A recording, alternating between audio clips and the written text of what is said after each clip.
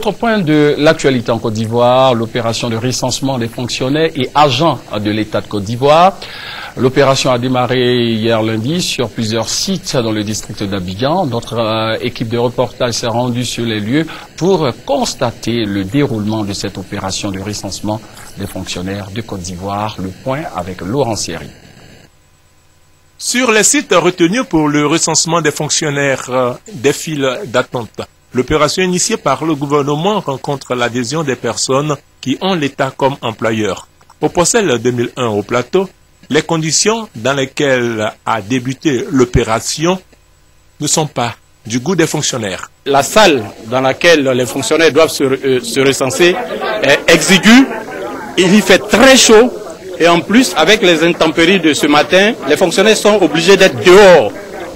En plus des conditions climatiques défavorables, des conditions, il n'y a que le matériel qui est mis à la disposition des fonctionnaires est pratiquement insuffisant.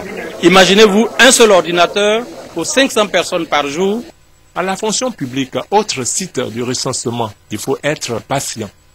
Après la vérification, lorsque son nom ne se retrouve pas sur le listing, il y a des inquiétudes. Sur l'Internet, le lieu du recensement était indiqué, la date était indiquée. Voilà pourquoi je me suis présenté au lieu de recensement aux deux plateaux. Et maintenant, il se trouve que la fiche, l'attestation de recensement, je l'ai. Et maintenant, il fallait aller émarger.